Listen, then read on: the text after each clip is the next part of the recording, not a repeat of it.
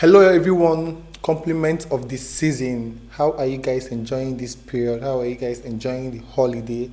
How are you guys enjoying the festive period? I hope you're having a nice time, spending time with your loved ones, your family and friends.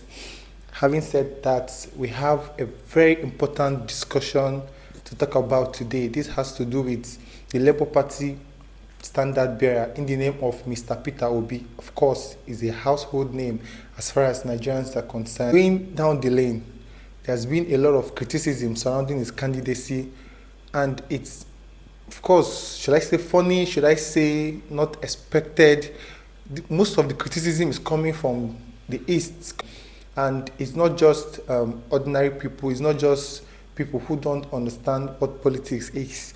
You know, this is coming from people who has been in the political terrain, people who have been in the political sphere of Nigeria, of course, handling one position or the other, and what have you.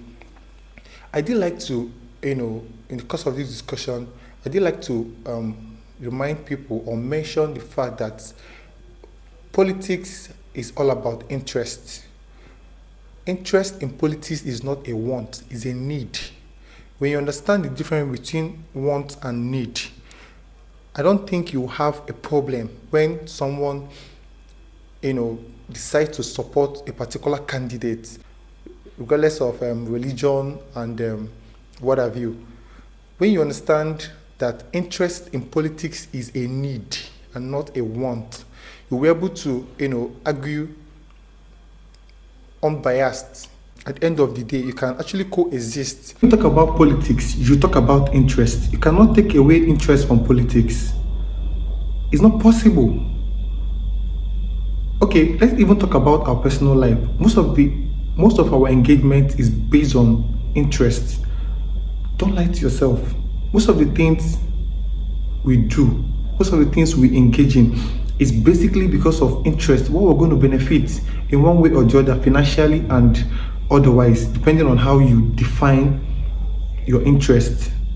So the point is, when someone is supporting a particular candidate, in order not to be biased or have issue in the course of conversation, you see it from an interest point of view. On that note, you'll be able to understand why someone is supporting a particular candidate. It's simple. Most of the criticism surrounding Peter Obi's candidacy is coming from the East. And this tells you that Peter Obi is not just an Eastern project. Neither is he a regional project. Peter Obi is a Nigerian project. I like the fact that people criticizing him are coming from the East. Most of the criticisms are coming from the East. Notable Easterners, people who have been in governance in one way or the other. People who have, political affiliations. These are the people who have been criticizing his candidacy, and it makes a whole lot of sense. It's passing message to Nigerians that if Peter Obi could be criticized at home, he's not an Igbo project. This is the best way to sell Peter Obi. This is the best way to sell his candidacy. When you talk about politics, a whole lot of things boils down. It's not just about sentiment, is not just about emotions. It's about interest, it's about benefits.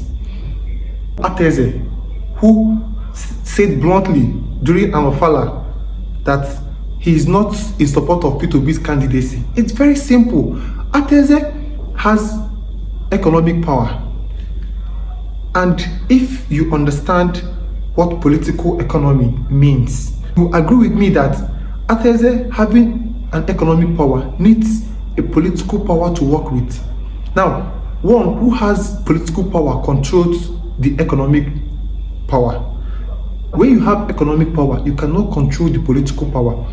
Ateze has economic power, but he doesn't have political power. So he's obviously not seeing Peter Obi as someone who he can work with, as someone who, when he has the political power, that he can work with.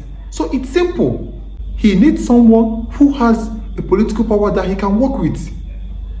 So on that note, you don't expect Ateze to support Peter Obi. It's not possible. And mind you, Ateze is just one vote. So he can't even convince Nigerians not to vote for Peter Obi. He has the right to express himself. He has the right to choose whoever he wants to vote for. He said he just one vote, just one man. So he is not even a problem. He's not. All go out there, get our PVC and vote for our conscience. Everything that is happening right now is telling you that people are struggling to attach themselves where it will be favorable for them. Where do you belong? Mind you, if you don't vote in this coming election, you don't have the right whatsoever to criticize the government because you are even part of the problem. The same Ateze that we're talking about supported Tony Moye in 2015, and Tony Moye failed woefully. So Ateze is not a problem. Uche Kunife is not supporting Peter Obi. Ojusta Kalu of Abia State is not supporting Peter Obi. Chimaroke is not supporting Peter Obi, and a host of them. So who is your candidate? Go all out there and support your candidate.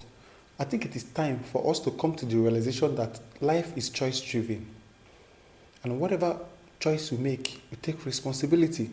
That is what makes you an adult. I take option A, you take option B. You take responsibility. Voting is not for kids. Voting is for adults. And that is why we have to go out there, make decisions that our children won't keep on asking us questions that we cannot defend. And now is the time. So we cannot allow someone to impose on us their interest in the name of, I'm a chief. Now is the time. Ateze is a businessman. He wields economic power. And to be frank with you, economic power works in pari passu with political power. If you wield economic power and you are not in good terms with the political architecture of a country, of course, you will be on the losing side. And it's obvious that Ateze is not seen Peter Obi as someone who he can work with. He's not seen Peter Obi as someone who can use his political power to support his economic power. Because at the end of the day, one who wields political power controls